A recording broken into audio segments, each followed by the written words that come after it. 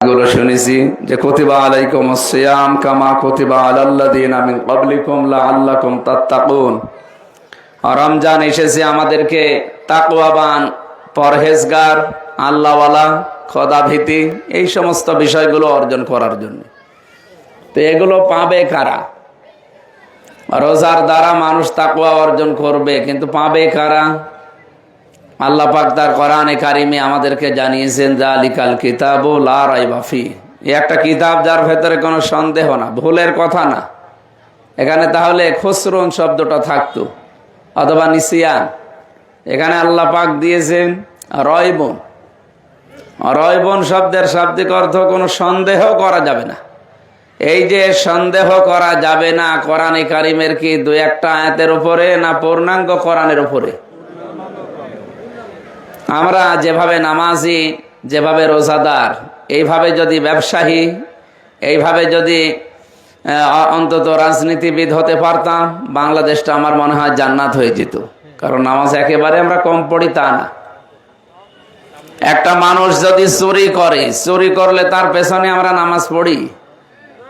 যদি একেবারে সরাসরি জানা যায় যে উনি চোর, উনি চুরি করেছে, এই জন্য মানুষ ওনাকে চোর বলে, উনি যদি এসে নামাজে দাঁড়ায় ইমামতি, আপনি পড়বেন? সবাই জবাব দিলেন না। পড়বেন আপনি? উনি যত বড় শিক্ষিত হোক আর মার্জিত হোক, কারণ উনি চুরি করেছে। এখন আমরা বাস্তবতায় বাংলাদেশের বহু ইমামকে, বহু আলেমকে দেখি তারা ইমামতির জায়গায় দাঁড়াচ্ছে, বহু নেতাকে। নেতা মানে তো ইমাম। আমি শুধু মসজিদের ইমামের কথা বলছি না। এই ইমাম মানে পরিবার, সমাজ এবং রাষ্ট্র যারা চালায়, প্রত্যেকটা ইমাম। প্রত্যেকটা কি? এই ইমামগুলো যদি চোর হয়, এই ইমামগুলোর পেছনে আমরা নামাজ পড়তে রাজি কেউ আছি এখানে? চুরি করা একটা কবিরা গুনাহ, এটা আমরা সবাই জানি কিনা? কোরআনে নেই? আস-সারিকু ওয়াস-সারিকাতু ফাকতাউ আইদিয়াহুমা জাযাম বিমা কাসাবা নাকালাম মিনাল্লাহ। একেবারে স্পষ্ট সূরা মায়েদার 37 নম্বর 38 নম্বর আয়াত। এই পৃথিবীতে যারা চুরি করবে, সে পুরুষ হোক আর নারী হোক, যদি সাক্ষ্য প্রমাণে ধরা পড়ে তার হাত কেটে দেওয়া লাগবে। এই বিধানটা কার বলেন তো? আল্লাহ বলেন এই বিধান দিয়েছে শুধু দুনিয়ার জন্য। জাযাম বিমা কাসাবা নাকালাম মিনাল্লাহ, এটা দুনিয়ার শাস্তি। পরকালে কি করব চোরের, এটা আমি জানি। তাহলে আমরা কি বুঝলাম এই আয়াতগুলো দিয়ে? যে চোর চুরি করলে তার হাত কেটে দেওয়া লাগবে, এটা দুনিয়ার শাস্তি। এরপরে জেনা করলে যদি প্রকাশ্যে শাস্তি সাক্ষ্য থাকে 4 জন, এই মানুষগুলোর জন্য সঙ্গে সারের যে বিধান, বিবাহিত হলে মেরে ফেলা লাগবে, আর অবিবাহিত হলে তারে চাবুক মারা লাগবে। এই যে এই নিয়ম নীতিগুলো আমরা জানি কঠিন কঠিন, এই জন্য এগুলো সামনে আসলে আমরা তার পেছনে নামাজ পড়ি না। কারণ এগুলো সব কবিরা গুনাহ। কি গুনাহ? সবাই বলেন। এই যে মানুষ যে আমার সামনে নেই, তার সম্পর্কে একটা কথা আমি বললাম, যে কথাটা শুনলে সে রাগ করত, মন খারাপ করত, এইটার নাম আরবিতে বলা হয় গীবত। কি বলে? এই গীবত বাংলাদেশে নেই। এই গীবত কোনো পীর সাহেব করে না, কোনো ইমাম সাহেব, কোনো বক্তা। এরা যদি গীবত করে, তো গীবত করা কি গুনাহ? চুরি করাও কবিরা গুনাহ, জেনা করাও কবিরা গুনাহ, গীবত করা এর চাইতে আরো মারাত্মক আর একটা ধাপ আছে, তার নাম তহমত। তার নাম কি? তহমত কি? যেই দোষ ছাড়ের ভেতরে নেই, এই দোষ যদি আমি বানিয়ে ওনার নামে চালিয়ে দেই, তাহলে এইটা শুনে ওনার যে সম্মান নষ্ট হচ্ছে সারা দুনিয়ায়, অথচ দোষ উনি করে নাই। এটা তো আগেরটা গেল গীবত। যে দোষ ওনার ভেতরে আছে ওইটা বললে উনি রাগ করতো, মন খারাপ করতো, ওইটা করলে আপনি গীবত করলেন, কবিরা গুনাহ। আর উনি নেই ওনার নামে, উনি আছে ওনার নামে এমন এমন কথা বানিয়ে বললেন জনগণের সামনে, মিডিয়ার সামনে, যে কথাগুলো ওনার জীবনের সাথে মেলে না, ওনার সম্মান নষ্ট হয়ে গেল। এইটার নাম হচ্ছে আরবিতে বহতান, বাংলায় তহমত বলে। এটা আরো মারাত্মক। গীবত করলে কবিরা গুনাহ হয়, আর তহমত করলে? আপনারা কি ঘুমিয়ে গেলেন? কে তহমতে কি গুনাহ হয়? এটাও কবিরা, কিন্তু এ কবিরা ছোটখাটো কবিরা না, 7টা বড় বড় কবিরা গুনাহ আছে, তার ভেতরে এটা একটা। এই গোনার শাস্তি কি? কবিরা গুনাহ করলে তো তার শাস্তি আলাদা আছে, সেটা বাদ দিলাম, আমি পরে বলবো। এই যে তহমত নামে যেটা বহতান বলে, এটা এত মারাত্মক অপরাধ দুনিয়ায়। কোন মানুষ যদি এই গোনাহ করে, তাহলে সে যতদিন এই দোষ না করবে ততদিন তার মরণ এই দুনিয়ায় হবে না। বোঝেননি? আমি স্যারের উপরে এমন একটা দোষ চাপিয়ে দিলাম যে দোষ উনি দোষী না, আমি তো আনন্দে আছি দোষ চাপিয়ে দিয়ে। ওনার সম্মান নষ্ট হয়ে গেল, মানুষ ওনাকে গালাগালি করছে একেবারে সমানে, কিন্তু এই দোষটা যেহেতু ওনার ভেতরে ছিল না, এটা কি গীবত না তহমত? এই তহমতের সর্বশেষ শাস্তি দুনিয়াতে আল্লাহ আপনাকে এই অপরাধ করাবে যে অপরাধটা ওনার উপরে চাপিয়ে দিলেন। এটা বাংলাদেশের রাজনৈতিক অঙ্গনে এখন সবচাইতে বেশি হচ্ছে। এটা আগেও ছিল, এখন আরো বেশি হচ্ছে। আমরা এই যে 12 তারিখে নির্বাচিত হওয়ার পর 17 তারিখে শপথ নিয়ে আসলাম, 18, 19 আমরা ছিলাম ট্রেনিং এ, এমপিদের ট্রেনিং দিয়েছে। এরপরে 20 তারিখে কুষ্টিয়ায় এসে কিছু কিছু কাজ করলাম। যেই কাজ আমাদেরকে উপর থেকে নির্দেশ দিয়েছে সংসদ সদস্যরা, এলাকায় যে কাজগুলো করবা, এইটা করার পর মানে ফিল্ডের যে কথাগুলো আসতেছে সব কথাই তো আমার পক্ষে নাকি? আমি ভালো হওয়ার জন্য, ভালো করার জন্য যে উদ্যোগ নিলাম, অথচ মানুষ ওটা উল্টিয়ে যেই কথা যেই কাজ আমি করি নাই বলি নাই, ওটা কাটসাট করে হোক, ওর সাথে রং চং লাগিয়ে হোক, এর সাথে আরেকটু জুড়ে দিয়ে আমার নামে চালিয়ে দিল। এটা করে হচ্ছে সাংবাদিকরা বেশি। তাহলে এইরকম সাংবাদিক বাংলাদেশে তো নেই। এটা কুষ্টিয়ার নিউজ অব কুষ্টিয়া নামে একটা চ্যানেল আছে, ভয়েস অব কুষ্টিয়া, এরপরে খবরওয়ালা, এরকম আরো অনেকগুলো চ্যানেল আছে। পরিবর্তনের অঙ্গীকার, এই মানুষগুলো আমার কোরআন হাদিস পড়ে যতটুকু বিশ্বাস, আমি 100% বিশ্বাস করি, আমি সহ যাদের নামে এরা এই যে ওলট পালট সংবাদ ছড়িয়ে মানুষকে কালার করে, ছোট করে, মানুষের কাছে ঘৃণিত করে দিতে চায়, এর যারা মালিক, এর সাথে যারা জড়িত, একটারও আমার মনে হয় ঈমান এদের নসিব হবে না। কারণ ওদের এই গুনাহ আল্লাহ দুনিয়ায় করাবে, এরপরে মরণ হবে।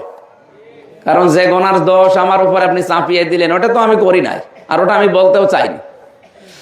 একজন মানুষ যদি 100 মানুষের ক্ষতির কারণ হয়, তো 100 মানুষকে আপনি মেরে ফেলবেন না ওই একজনকে? তা আমাদের দেশে তো মানে খারাপ মানুষ খুব বেশি না। এই যে আজকে বাজার মনিটরিং এ গিয়েছিলাম আমাদের একজন ম্যাজিস্ট্রেট নিয়ে, আমার উদ্দেশ্য তো ভালো ছিল, ডিসি সাহেবকে সাথে নিয়ে যাব। উনি বলছে আমি ব্যস্ত আছি, আমি একজন ম্যাজিস্ট্রেট পাঠালাম, আপনি শুধু একটু সতর্ক করেন মানুষকে।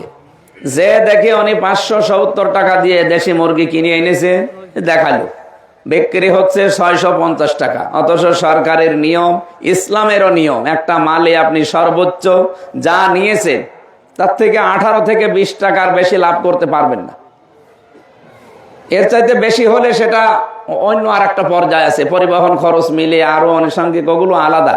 কিন্তু আমাদের এই যে আশপাশ যে ব্যবসাগুলো, অন্তত 30-35 কিলোর ভেতরে যেগুলো মালামাল আমরা বেচা কেনা করি, এখানে 18-20 টাকার উপরে লাভ করার সরকারের নিয়মেও নেই, ইসলামের নিয়মেও নেই। ওখানে লাভ করছে কত? 80 টাকা। আমার নাই টাকা আছে, স্যারের নাই, সে রিটায়ার্ড হওয়ার টাকা আছে, স্যার কিনে নিল। কিন্তু যেই লোকটা মাসে 15,000 টাকা বেতন পায়, ওর ঘর ভাড়া দিয়ে সংসার চালিয়ে ও দেশি মুরগি তো কিয়ামতের পরেও খেতে পারবে না। তো এই যে আজকে ম্যাজিস্ট্রেট 1 লাখ টাকা জরিমানার নিয়ম আর 1 বছরের জেল, আমি সাথে ছিলাম, আমি বললাম না আজকে অত কিছু করার দরকার নেই, ছেড়ে দিন। যেহেতু তারা সরকারি লোক, সর্বোচ্চ তারা 5,000 টাকা জরিমানা দিয়েছে। আমি তাও কমাতে চাচ্ছিলাম, আমি মনে করলাম যে সর্বোচ্চ 1,500, 2,000 টাকা দেয় অন্তত সংশোধন করার জন্য। ম্যাজিস্ট্রেট বলছে আমি গতকালকেও লোক পাঠিয়েছিলাম ম্যাজিস্ট্রেট, তারা এসে অলরেডি সতর্ক করে দিয়েছে, কিন্তু এখনো কোনো পরিবর্তন নেই।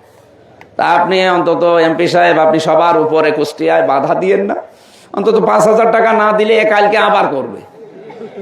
তো এখন কি করব? এখন আইনের হাতে তো সবাই আমরা বাধা, যেহেতু আইন তৈরি করার জন্য আপনারা আমাদেরকে পাঠিয়েছেন সংসদে, এখন আমরা আইন বানিয়ে দিয়েছি মনে করেন এগুলো, এটা যেন আমি এখন না মানি, তো ম্যাজিস্ট্রেটের সামনে আমার দাম থাকে, বাধ্য হয়ে আর কিছু করার নেই। উনি এই জরিমানা দিল 5,000, এই নিয়ে তোলপাড় চলছে। আমার মনে হয় আর 10 মিনিট আছে না? আর 2-4 মিনিট বলছি, শেষ করে দিচ্ছি, এরপরে আপনারা ইফতারি দিয়েন 2-3 মিনিট। বাস্তবতা হচ্ছে এই নিয়ে যে সাংবাদিকরা লিখলো যে আমির হামজার উপস্থিতিতে ম্যাজিস্ট্রেট গরিব মানুষের উপর অত্যাচার চালিয়েছে। আমি কি অত্যাচার করার জন্য গেছি, না আরো 100 মানুষকে বাঁচাতে গেছি? বলে আমার মনের উদ্দেশ্য, বাস্তবতা সবই তো আমি জানি। আপনি কোন দোষ চাপিয়ে দিলেন আমার উপরে? এটা নিউজ 24 এই নিউজ করেছে এবং 71 টিভি। আরো আমি যেগুলোর নাম বললাম, ভয়েস অফ কুষ্টিয়া, খবরওয়ালা, পরিবর্তনের অঙ্গীকার, এরকম বিভিন্ন চ্যানেল খুলে যার আগা মাথা নেই। ডিসি সাহেবের কাছে কালকে আমি বসা থাকা অবস্থায় দেখলাম খবরওয়ালা এবং ভয়েস অফ কুষ্টিয়া, পরিবর্তনের অঙ্গীকার, এদের নামে অলরেডি কারা যেন এসে নালিশ দিয়ে গেল লিখিত, যে এদের কোনো নিয়ম নীতি নেই। এদের মালিকও পালিয়েছে, সে 5 আগস্টে পালিয়ে গেছে, এখনো পর্যন্ত 2 নাম্বারই করে চলছে। তারা নিজেরা 2 নাম্বার, আর আমার জাতির সামনে 2 নাম্বার করার জন্য উঠে পড়ে লিখেছে। তা আমি আপনাদের আহ্বান জানাচ্ছি, যেহেতু আমরা চুরি করলে, ডাকাতি করলে তার পেছনে নামাজ পড়ি না জেনে শুনি, অথচ এই যে গেবত গুলো যারা করছে, এরকম গেবত অনেক ইমাম, অনেক আলেমও করছে। কি কথা বলে না কেন? গেবত করা, তহমতের, এই যে তহমত বললাম, একটা দোষ চাপিয়ে দেওয়া, এটা কবিরা গুনাহ কিনা বলেন? চোরের পেছনে যদি নামাজ না হয়, ওই ইমামের পেছনে নামাজ হবে? যে লোকটা আমার প্রতি একটা দোষ চাপিয়ে দিল অথবা আমার নামে গিবত করলো, তাহলে চুরি করাও কবিরা গুনাহ, গিবত করা, তহমত করাও কবিরা গুনাহ। কবিরা গুনাহ করলে তার পেছনে নামাজ হয়? আরো জোরে বলেন। কুষ্টিয়ার 6 রাস্তার মোড়ের ইমামিনে এখন মাওলানা আব্দুল খালেক প্রতিনিয়ত অহরহ গিবত করছে। ইলিয়াস রহমতুল্লাহ, এখন তো মারা যায়নি, ইলিয়াস শাহ মরে গেলে রহমতুল্লাহ বলতাম, এই পর্যন্ত আলেমদের নাম নিয়ে একাধারে গিবত করে জামাত ইসলামের নাম নেই। অথচ যে আমরা করি নাই, আমাদের উপরে আন্দাজে ওই কাটসাট ভিডিও দেখে চাপিয়ে এগুলো করছে। এরকম মানুষের পেছনে নামাজ পড়লে চোরের পেছনে আপনাকে নামাজ পড়া লাগবে। কি বললেন না কেন? চোরের পেছনে আপনি নামাজ পড়েন না, জেনাকারের পেছনে নামাজ পড়েন না, তাহলে এনার পেছনে নামাজ হয় কি করে বলেন? আমি আশা করব এরকম মানুষ যেন ইমামতি না করে, কারণ এগুলোর পেছনে নামাজ না। এজন্য আমি নামাজ পড়ি না, কারণ আমার নামাজ আমি জেনে শুনে দেখছি সে কি করছে। আরো আলেমদের নাম নিয়ে, বিশেষ করে তার সবচাইতে বড় শত্রু হচ্ছে জামাত ইসলামী বাংলাদেশ। এমন অনেক বহু কথা জানিয়েছে যেগুলোর সাথে আমাদের কারো সম্পর্ক নেই। সুতরাং আমরা আজকে যদি চোরের পেছনে, ডাকাতের পেছনে নামাজ না পড়ি, আমরা কোনো গেবতকারী, তহমতকারীর পেছনে নামাজ পড়তে রাজি না, এবং এরকম নেতাও আমরা সামনে বানাতে রাজি না। কথা ঠিক আছে? আমি দায়িত্ব নিয়ে ঢাকা থেকে বলে এসেছি, আমি কুষ্টিয়া 1 নম্বরে চাঁদা মুক্ত করব, 2 নম্বরে মাদক মুক্ত করব, 3 নম্বরে আমরা মানুষের কাজের ব্যবস্থা করব। এই কাজগুলো কি, উদ্যোগগুলো খারাপ? আপনারা সাথে থাকেন না। সাথে যদি না থাকেন, আমি একা একা পারবো? সময় যেহেতু কম আছে, এই জন্য আমরা মোত্তাকি হওয়ার জন্য সবাই রাজি আছি। কোরআন এসেছেও আমাদের মোত্তাকি করার জন্য। মোত্তাকি হতে হলে কি কি করা লাগবে, এখানে 5টা গুণ দেওয়া আছে। আল্লাযীনা ইউমিনুনা বিল গায়বি ওয়া ইউকিমুনাস সালাতা ওয়া মিম্মা রাযাকনাহুম ইউনফিকুন। এগুলো আরো আছে, আপনারা বিস্তারিত বাড়িতে পড়বেন। সূরা বাকারার প্রথম দিকের আয়াত। আপনারা এখন ইফতারি ভাগ করা হবে, দোয়া আছে। আজকের মতো আমরা দোয়া করে শেষ করছি। আগামীতে আবার আপনাদের কাছে আমরা আসবো। আমরা এমপি না, আমরা আপনাদের খাদেম হয়ে থাকবেন ইনশাআল্লাহ। আমি যেগুলো কথা দিয়েছি, যেহেতু আমরা সরকারে যেতে পারি নাই, বিরোধীতে আছি, সরকারি দলের এমপি, বিরোধী দলের এমপি, স্বতন্ত্র এমপি, সবার জন্য বাজেট সমান।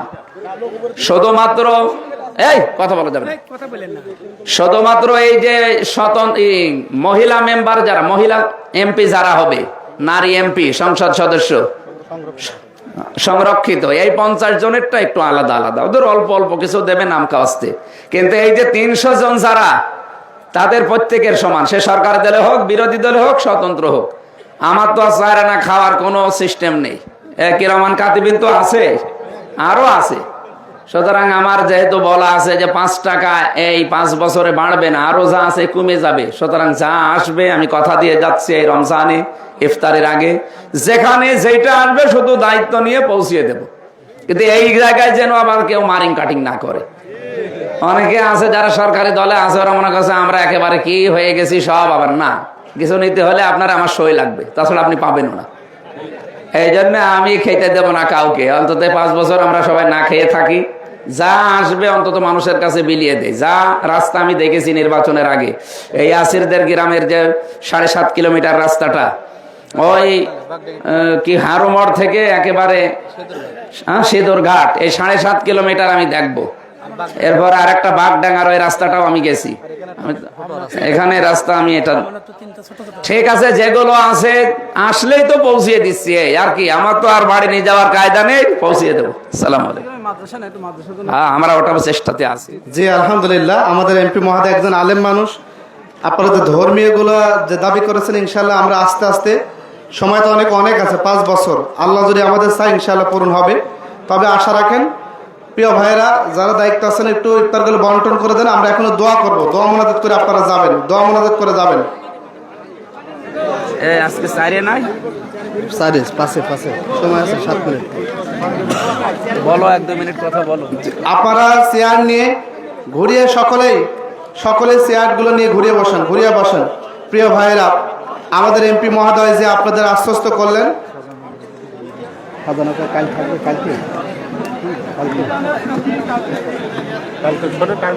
কয়টার সময় আগামীকালকে খাজানগর ঈদগাহ দোস্তাপাড়া খাজানগর দাখিল মাদ্রাসা মুফতি আমির হামজা ভাই সকাল 10টায় যাবে। আপনারা সময় থাকলে যাবেন। প্রিয় ভাইরা, যে কথা বলতেছিলাম, আমাদের প্রিয় মুফতি আমির হামজা ভাই, আমাদের কুষ্টিয়া সদর 3 আসনের এমপি, যে আপনাদের কথা দিলেন রমজানে ইনশাআল্লাহ যদি সরকারি বরাদ্দ আসে, কুষ্টিয়া সদর উপজেলার জি ইনশাল্লাহ আসবে, আপনাদের সমানভাবে বন্টন করা হবে ইনশাল্লাহ। যেহেতু উনি একজন মাজলুম ব্যক্তি, আলেম মানুষ, নিঃসন্দেহে আপনারা আশাবাদী আমরা মানবতার এবং জনগণের জন্য কাজ করব ইনশাল্লাহ।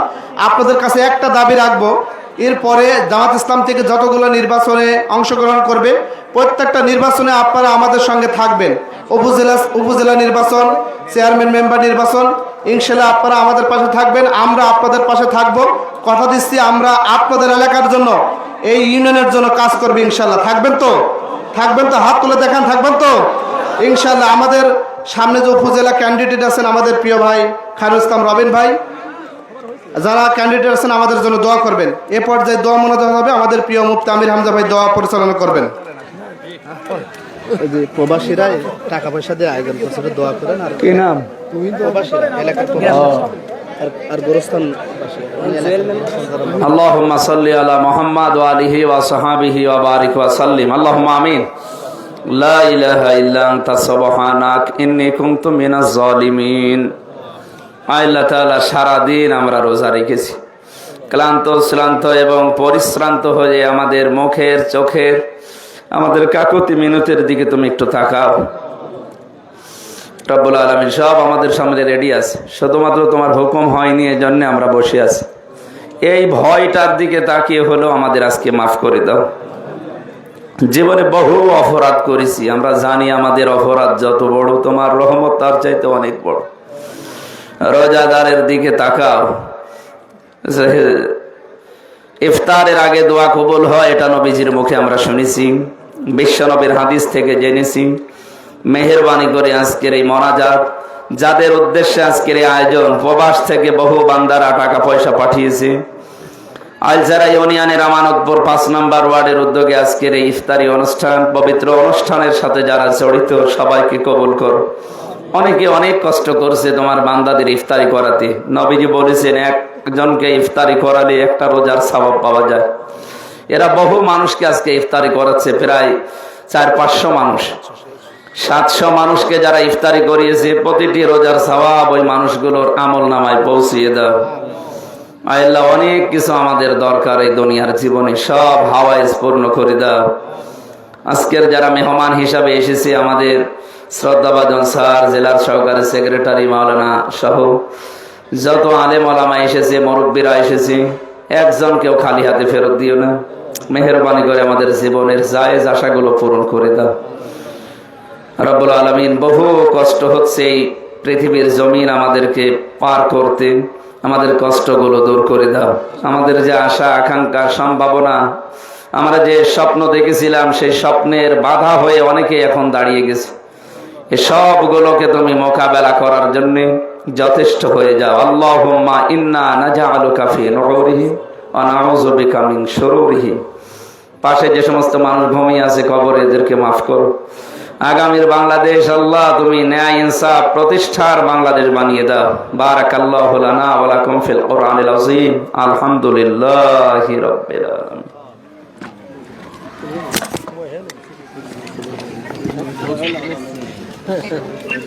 আর 2 মিনিট আছে, আর 2 মিনিট আছে। আপনারা ইফতারগুলো রেডি করেন, সময় হলে ইনশাআল্লাহ ইফতার করবেন।